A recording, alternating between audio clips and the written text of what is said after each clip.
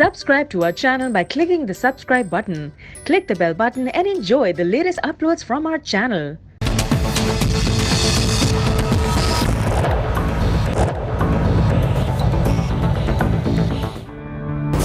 बस सर एक आखिरी मौका और दे दें।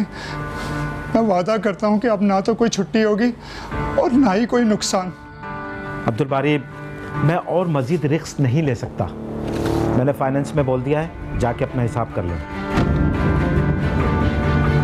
नहीं सर नहीं, मैं आपके आगे हाथ जोड़ता हूं। अगर आपने मुझे नौकरी से निकाल दिया तो मेरा और मेरी बेटी का क्या होगा? अब्दुल बारी, तुम्हारे हाथ सिर्फ माफ़ी मांगने के लिए ही उठ सकते हैं, समझे? तुम फैक्ट्री में काम करने के लिए नहीं।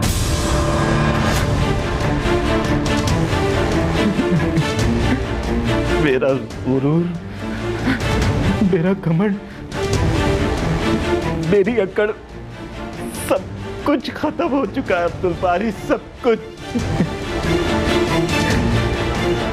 अल्लाह ने मेरे जुल्म और नाइंसाफी की सजा मुझे दुनिया में ही दे दी है, मुझे दुनिया में ही दे दी है।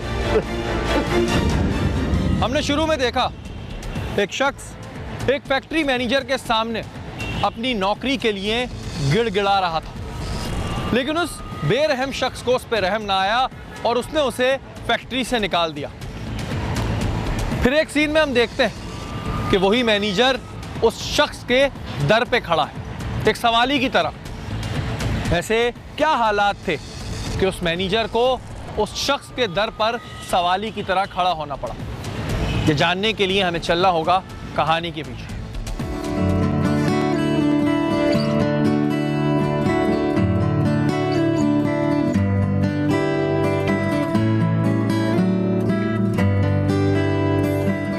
अलीज़े, अलीज़े। जी बाबा। ये पकड़ बेटा, मैं फैक्ट्री चलता हूँ। अच्छा।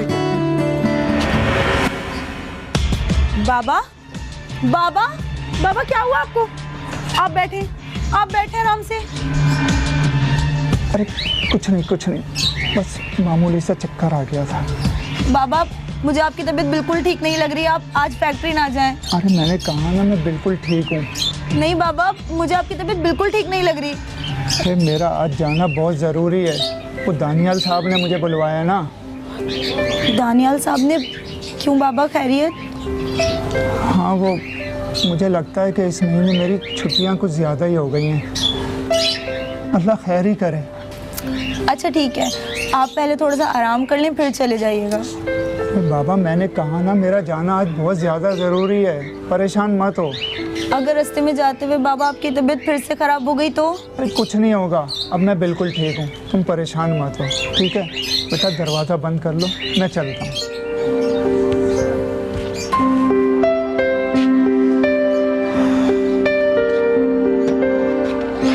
तो बेटा अल्लाह हाफिज़। खुदा हाफिज़।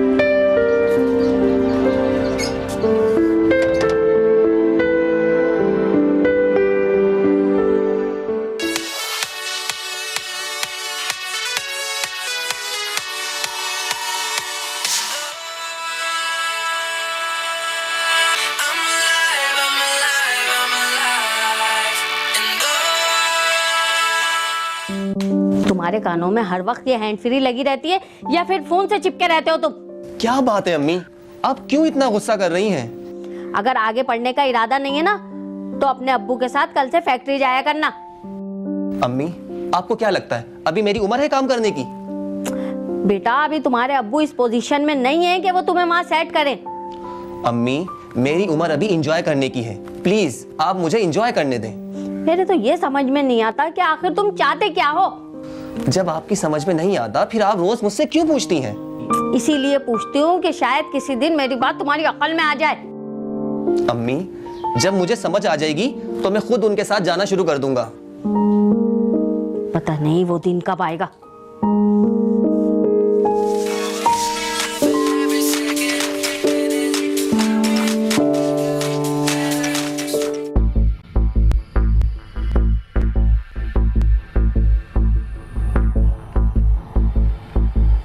सलाम साहब। वालेकुम सलाम। साहब आपने मुझे बुलाया है? हाँ अब्दुल बारी, मैंने तुम्हें इसलिए बुलाया था कि कल से तुम फैक्ट्री नहीं आना। मगर क्यों सर? तुम्हारे अगर मगर क्यों का जवाब देना मैं मुनासिब नहीं समझता। लेकिन सर इस नौकरी से मेरा और मेरे घर का खर्चा चलता है। अब्दुल बारी, तुम्हें शायद अंदाज़ा नहीं है, पिछले 3 महीने में तुम्हारी इन छुट्टियों की वजह से फैक्ट्री को कितना नुकसान हुआ है। बस सर एक आखिरी मौका और दे दें, मैं वादा करता हूँ कि अब ना तो कोई छुट्टी होगी और ना ही कोई नुकसान। अब्दुल बारी, मैं और मज़ीद रिस्क नहीं ले सकता। मैंने फाइनेंस में बोल दिया है, जाके अपना हिसाब कर ले। नहीं सर नहीं, मैं आपके आगे हाथ जोड़ता हूँ। अगर आपने मुझे नौकरी से निकाल दिया तो मेरा और मेरी बेटी का क्या होगा?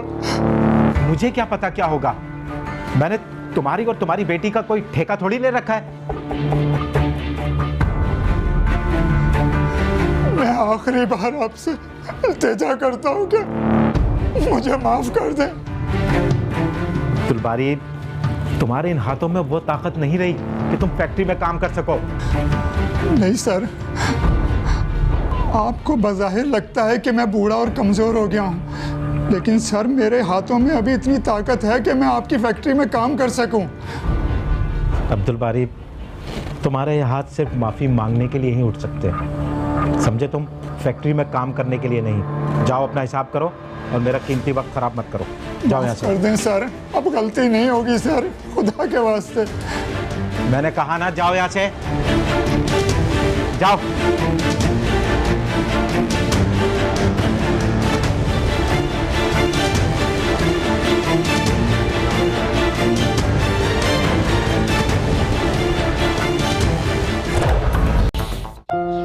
हसन, क्या तुम्हें पूरा यकीन है कि तुम्हारे अम्मी अब्बू हमारी शादी के लिए मान जाएंगे? मैं अपने अम्मी और अब्बू की इकलौती औलाद हूँ और आज तक उन्होंने मेरी कोई बात नहीं टाली है। पर पता नहीं क्यों मुझे तो ऐसा लगता है कि वो लोग मुझे रिजेक्ट कर देंगे। वो मेरे अम्मी अब्बू हैं और मैं उन्हें अच्छी तरह जानता हूँ कि उन्हें कैसे डील करना है। बस कभी कभी ये डर सा लगा रहता है कि हम लोग एक हो भी पाएंगे या नहीं। अलीज़े, क्या तुम्हें मेरी मोहब्बत पर बिल्कुल भरोसा नहीं है? तुम्हारी मोहब्बत पर ही तो भरोसा है मुझे। एक बात और तुम अपने दिल में बिठा लो, तुम मेरी हो और सिर्फ मेरी। इसी यकीन के सहारे तो मैं जी रही हूँ। मैं आज ही मौका देकर अपने अम्मी अब्बू से बात करता हूँ। ठीक है।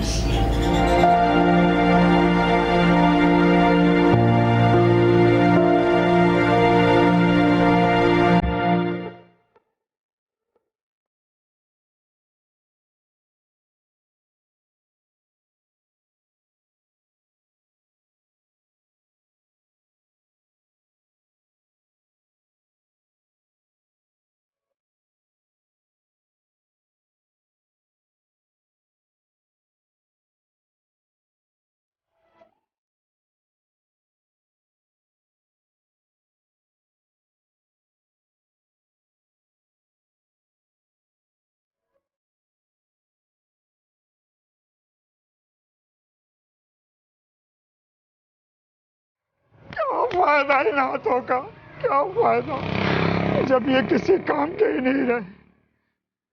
कैसे करूंगा मैं अलीज़े की शादी? खुदाया मेरी मदद फरमा, कौन थामेगा इस हालत में मेरी बच्ची का हाथ?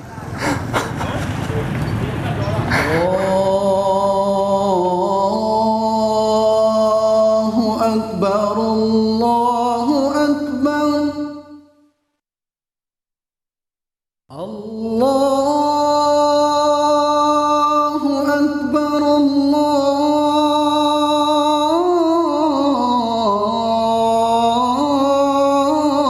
अकबर।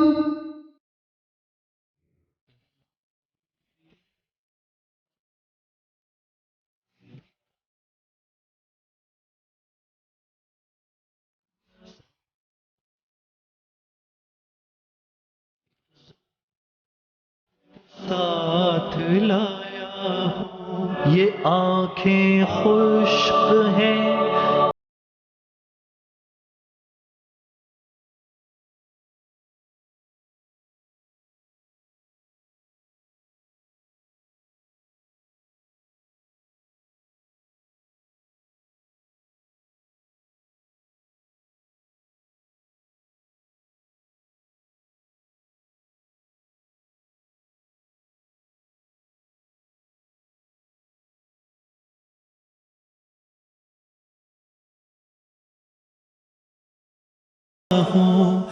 अब्दुल बारी को अपने अचानक हालात बदल जाने पर रोना आ रहा था। उसे समझ नहीं आ रहा था कि अब उसका गुजारा कैसे होगा, वो अपनी बेटी की शादी कैसे करेगा।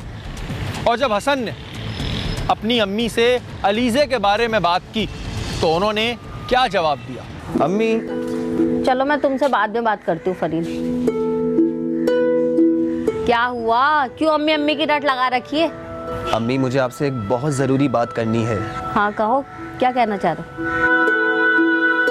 अम्मी, मेरी एक कॉलेज फ्रेंड है अलीज़े। क्या हुआ उसे? अरे बाबा, उसे कुछ नहीं हुआ। दरअसल मैं अलीज़े से बहुत मोहब्बत करता हूँ और उससे शादी करना चाहता हूँ। चलो, पढ़ लिख कर तुमने दिया नहीं। तुम्हारे अब्बू कितना कहते हैं कि उनके साथ फैक्ट्री चले जाया करो, और तुम चलो शादी करने के लिए। अरे अम्मी, जब पढ़ लिख कर भी अब्बू के साथ जाना है तो फिर पढ़ लिखने का क्या फ़ायदा? अच्छा ये बता, ये अलीज़े है कौन, कहाँ रहती है, कैसी है, और उसका बाप क्या करता है? अम्मी, अलीज़े बहुत खूबसूरत लड़की है।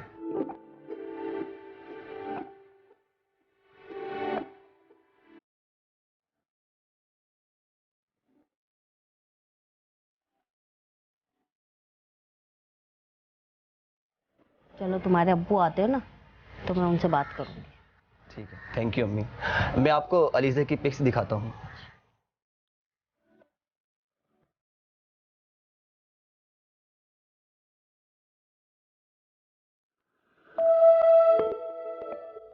बाबा, आप बिल्कुल परेशान मत हो, अल्लाह पाक सब बेहतर करेंगे। हाँ बेटा, ऊपर वाला तो अपने बंदों के लिए अच्छा ही करता है, और यकीनन उसके हर काम में कोई ना कोई मसलियत भी होती है। बाबा, अगर आप मुझे इजाज़त दें तो क्या मैं कहीं पर जॉब कर लूँ? नहीं बेटा नहीं, अभी मेरे हाथ पैरों में इतनी ताकत है, मैं कहीं ना कहीं कोई ना कोई काम ढूंढ लूँगा। बाबा, इस उम्र में आपको कौन नौकरी देगा, और वैसे भी आप जॉब के लिए कहाँ धक्के खाते फिरेंगे? देखो बेटा, अगर इंसान में ज़रा सा हौसला और हिम्मत बाकी हो ना तो समझो उसने अभी कुछ भी नहीं खोया। बाबा, आप मेरी बात समझ क्यों नहीं रहे हैं? अरे बेटा, समझ ही तो रहा हूँ। देखो बेटा, बात सिर्फ पेट की आग बुझाने की हद तक महदूद नहीं है। अरे तेरी शादी भी तो मुझे ही करनी है। बाबा, मैं आपको इस हालत में अकेला छोड़कर कहीं नहीं जाऊंगी। लेकिन बेटा, बेटियों को एक ना एक दिन तो रुखसत करना ही पड़ता है ना। बाबा, आपका ख्याल कौन रखेगा? जब मैं अकेला रह जाऊंगा ना तो अपना ख्याल रखना भी सीख ही लूंगा। नहीं बाबा, मैंने कह दिया है कि मैं आपको अकेला छोड़कर कहीं भी नहीं जाऊंगी। देखो बेटा, अगर तुम्हारी माँ जिंदा होती ना तो वो तुम्हें सही तरीके से समझा पाती और सारे इंतजाम भी खुद ही करती।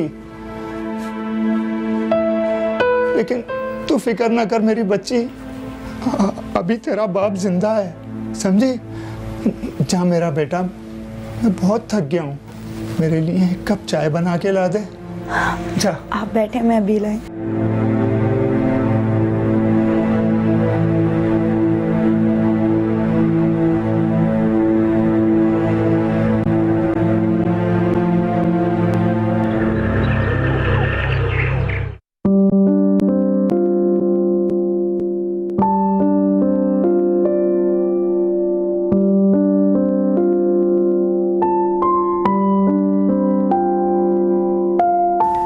चलो ठीक है, मैं तुमसे बाद में बात करता हूँ। अम्मी, आपने अब्बू से बात की? हाँ की थी। अब्बू मान गए ना? उन्होंने साफ मना कर दिया। मगर क्यों? क्योंकि वो तुम्हारी शादी किसी अच्छे खानदान में करवाना चाहते हैं। मैं कहीं और शादी नहीं करूँगा। मैंने उन्हें बता दिया था कि तुम जिसे पसंद करते हो शादी भी उसी से करोगे। हाँ, अगर मेरी शादी होगी तो सिर्फ अलीज़े के साथ, मैं किसी और लड़की से शादी नहीं करूँगा। मैंने उन्हें ये भी बता दिया था। ठीक है, तो फिर आप उन्हें ये भी बता दें कि मैं अलीज़े के लिए कुछ भी कर सकता हूँ। उस लड़की ने ऐसा क्या जादू कर दिया तुम्हारे ऊपर कि तुम उसके लिए कुछ भी करने के लिए तैयार हो? मैं उससे मोहब्बत करता हूँ, क्या ये काफ़ी नहीं है? मोहब्बत करने के लिए वो गरीबी लड़की मिली थी तुम्हें? अपनी बाप की पोजीशन का ख्याल नहीं आया तुम्हें? अगर उनकी पोजीशन का ख्याल करके मोहब्बत करता तो वो मोहब्बत नहीं समझौता होता। बस तुम बिला वजह मेरा दिमाग खराब मत करो। जो तुमने मुझसे कहा मैंने तुम्हारे अब्बू से कह दिया और उनका जवाब तुम्हें बता दिया। अब ऐसा करो, अपने बाप से खुद बात कर लो तुम। मैंने आपको बता दिया है, आप उन्हें भी बता दें। मेरी शादी होगी तो सिर्फ अलीज़े के साथ, और अगर अलीज़े मुझे नहीं मिली ना तो मैं अपनी जान दे दूंगा।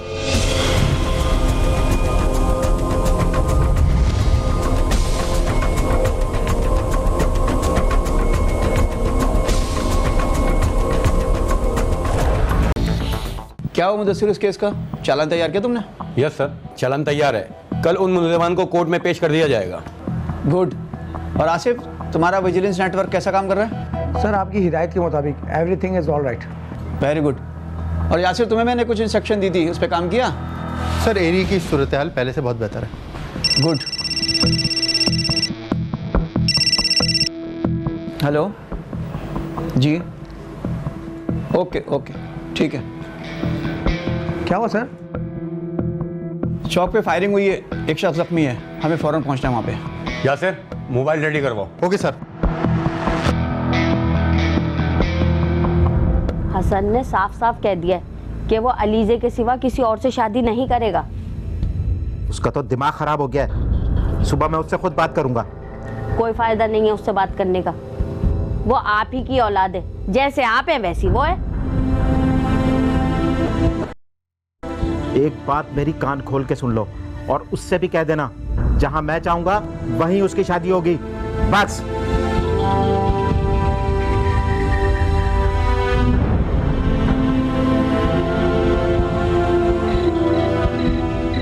हसन, मुझे इसी बात का डर था कि तुम्हारे घर वाले हमारे रिश्ते के लिए कभी नहीं मानेंगे। मैंने भी अम्मी को साफ साफ कह दिया है। मेरा ख्याल अपने दिल से निकाल दो और अपने घर वालों की बात मान लो। तुम्हारा ख्याल मैं दिल से निकाल दूं? ये कभी नहीं हो सकता। मेरे अब्बू को अब मेरी बात माननी ही होगी। तुम्हारे बगैर जीने का तस्वुर तो मैं भी नहीं कर सकती। अच्छा ये बताओ, तुमने अपने अब्बू को मेरे बारे में बताया? तुम मेरे बाबा की बिल्कुल फिक्र मत करो, वो मुझ पे अपनी जान छिड़कते हैं और वो मेरी कोई भी बात नहीं टालते। फिर भी तुम उन्हें पहले बता दो। अच्छा ठीक है, तुम कहते हो तो मैं आज ही उनसे बात कर लेती हूँ।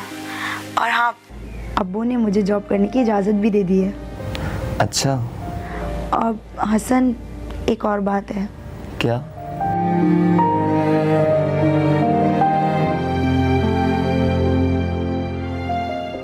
कहते हैं कि गुमान पर यकीन ही इत्मीनान का बाइस होता है।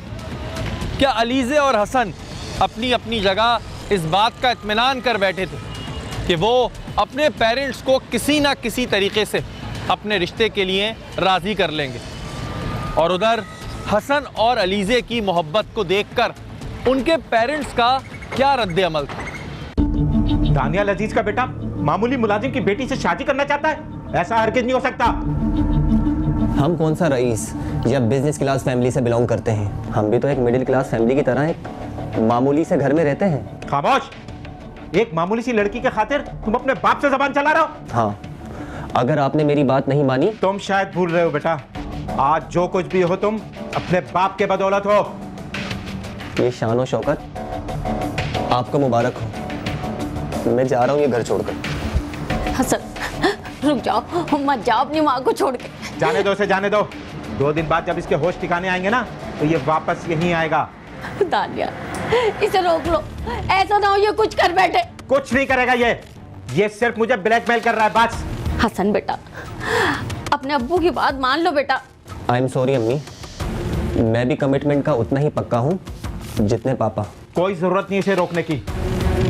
जब इसके होश ठिकाने आएंगे 2 दिन बाद ये वापस आ जाएगा। इस खुशफहमी में मत रहना अब्बू, मैं नहीं आऊंगा। शायद इस घर में मेरी डेड बॉडी जरूर आ सकती है। हसन बेटा रुक जाओ, मत जाओ मुझे छोड़ के बेटा। रुक जा मेरा बच्चा, हसन रुक जा। दानियाल रोक लेना इसे, ऐसा ना हो ये सचमुच कुछ कर बैठे। कुछ नहीं करेगा वो सिर्फ मुझे ब्लैकमेल कर रहा है बस। आप भी तो अपनी जिद पकड़ कर बैठ गए। वो क्या समझता है, इस तरह की हरकतें करके अपनी जिद पूरी करवाएगा मुझसे? अगर वो जिद्दी है तो मैं उसका बाप हूं, समझी तुम?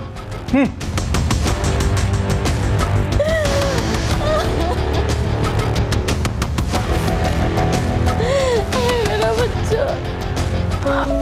बाबा हसन बहुत अच्छा और शरीफ लड़का है। जब आप उससे मिलेंगे ना तो आपको खुद ही अंदाजा हो जाएगा। बाबा आप रो क्यों रहे हैं? क्या आप हसन को जानते हैं? हाँ बेटी, लेकिन क्या? लेकिन मैं उससे तुम्हारी शादी नहीं कर सकता। क्यों बाबा? क्या उसके माँ बाप राजी हैं? उसने मुझसे कहा है कि वो अपने घर वालों को मना लेगा इस रिश्ते के लिए। लेकिन उसका बाप नहीं मानेगा बेटा। नहीं बाबा, हसन ने मुझे यकीन दिलाया है कि चाहे कुछ भी हो जाए वो सिर्फ मुझी से शादी करेगा। लेकिन क्या तुम मेरी इजाजत के बगैर उससे शादी कर लोगी? क्या मतलब बाबा? क्या आपको हसन पसंद नहीं है? यहाँ पसंद नापसंद की बात नहीं है बेटा, बस मैंने कह दिया ना कि मुझे ये रिश्ता मंजूर नहीं है। बाबा क्या मैं आपसे वजह पूछ सकती हूँ? वजह बहुत बड़ी है बेटा। तुम्हें याद है एक दफा मैं फैक्ट्री जाने के लिए तैयार हो रहा था और मेरी तबीयत खराब हो गई थी क्योंकि मुझे दानियाल साहब ने नौकरी से निकालने के लिए बुलाया था। जब मुझे पता चला कि वो मुझे नौकरी से निकाल रहे हैं तो मैंने उनके आगे हाथ जोड़े गिड़गिड़ाया, माफिया मांगी कि मुझे नौकरी से मत निकालो। लेकिन मेरी उन्होंने एक नहीं सुनी। मैंने कहा कि मेरी जवान बेटी है, मुझे उसका रिश्ता करना है, लेकिन उन्होंने मेरी एक नहीं सुनी और मुझे नौकरी से निकाल दिया। तुम हसन से साफ साफ कह देना बेटा, अगर उसके माँ बाप राजी हो भी गए ना तो मैं ये रिश्ता नहीं करूंगा। मुझे नहीं है मंजूर ये रिश्ता। हाँ, मुझे नहीं है मंजूर।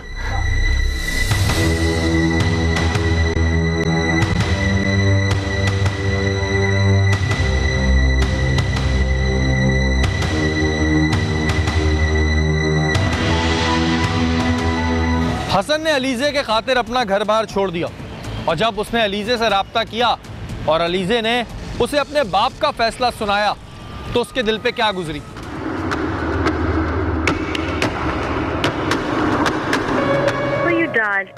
फोन क्यों बन जा रहा है?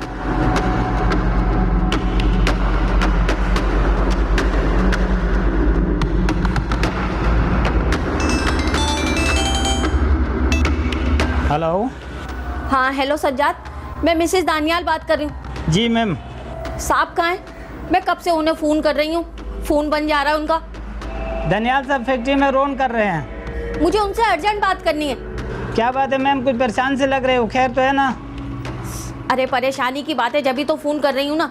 जैसे उनसे राब्ता हो उनसे कहो फ़ौरन घर पे आएँ। मैम बताए तो सही, हुआ क्या है?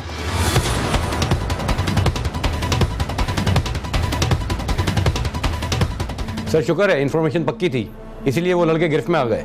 एक बात हमेशा याद रखना मुदस्सिर, कभी भी किसी इन्फॉर्मेशन को छोटा समझ के इग्नोर मत करना। ये कौन है आसिफ? सर ये डकैत है, गन पॉइंट पे मोबाइल छीन रहा था। सर लोगों ने इसे रंगे हाथों पकड़ा है। सर अगर हम वक्त पे नहीं पहुंचते तो लोगों ने तो इसकी दुर्गत बना देनी थी। इसे इंटेरोगेट करो और इसके साथियों के बारे में सही से पूछो। सर इसके पास से 3 मोबाइल फ़ोन और ये असला मिला है।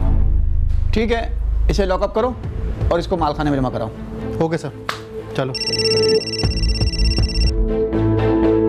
हेलो इंस्पेक्टर सिद्दीकी, क्या खुदकुशी? ठीक है, आप हमें एड्रेस लिखवाएं, हम पहुंचते हैं। ठीक, ओके। आसिफ फौरन मोबाइल रेडी कराओ। Okay sir.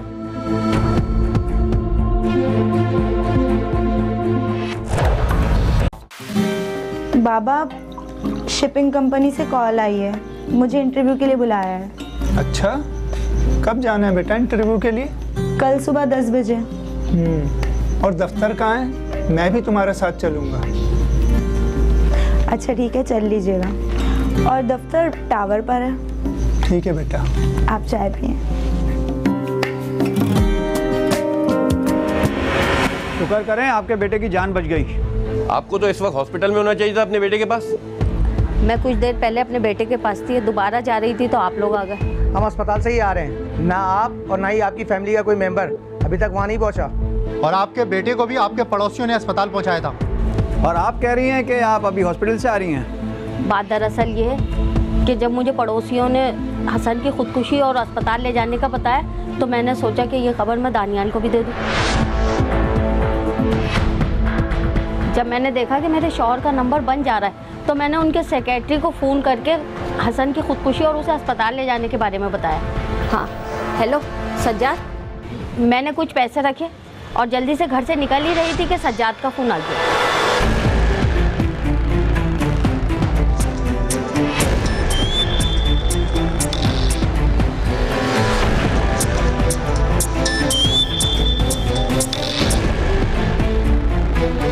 हेलो मैम, मैं सज्जाद बात कर रहा हूँ। हाँ सज्जाद बोलो, तुमने साहब को सब बता दिया ना? मैं उनको बता दिया था, लेकिन आपके लिए बुरी खबर है। बुरी खबर? क्या हसन के बारे में कुछ पता चला? दानियाल साहब हसन की खुदकशी का सुनकर अचानक चक्कर आने पर मशीन पर गिर पड़े। Oh my God.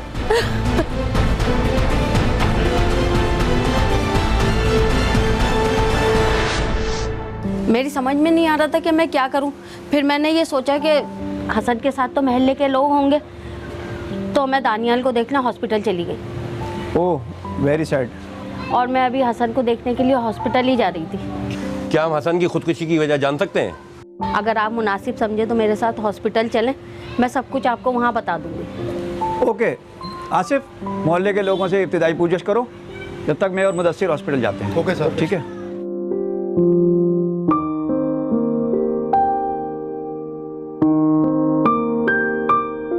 बाप और बेटे दोनों की जान बच गई, दोनों हॉस्पिटल से घर आ गए।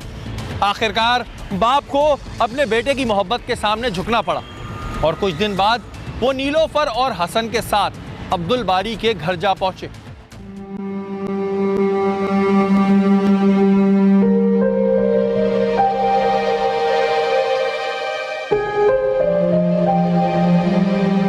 मुझे माफ कर दो, मुझे माफ कर दो।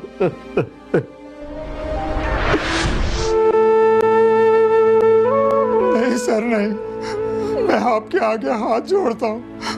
अगर आपने मुझे नौकरी से निकाल दिया तो मेरा और मेरी बेटी का क्या होगा? मुझे क्या पता क्या होगा? मैंने तुम्हारी और तुम्हारी बेटी का कोई ठेका थोड़ी ले रखा है। मैं आखिरी बार आपसे इल्तिजा करता हूँ कि मुझे माफ कर दे। अब्दुल बारी, तुम्हारे इन हाथों में वो ताकत नहीं रही कि तुम फैक्ट्री में काम कर सको। नहीं सर, आपको बज़ाहिर लगता है कि मैं बूढ़ा और कमज़ोर हो गया हूँ, लेकिन सर मेरे हाथों में अभी इतनी ताकत है कि मैं आपकी फैक्ट्री में काम कर सकूं। देखो, अब ये तुम्हारे हाथ माफ़ी मांगने के ही काम आ सकते हैं, फैक्ट्री में काम करने के लिए नहीं। जाके अपना हिसाब करो और मेरा कीमती वक्त ख़राब मत करो। जाओ यहाँ से।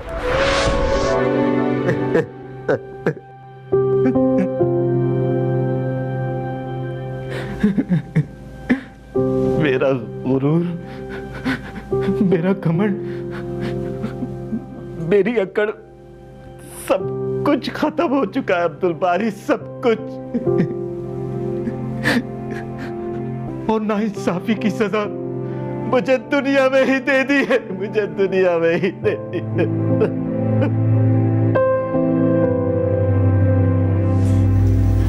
मैं हाथ जोड़ के इनकी तरफ से माफी मांगती हूँ आपसे, इन्हें माफ कर दे। आज अल्लाह ने मुझे इतनी बड़ी सजा दी है कि मैं हाथ जोड़ के तुमसे माफी भी नहीं मांग सकता, माफी भी नहीं मांग सकता। मुझे माफ कर दो।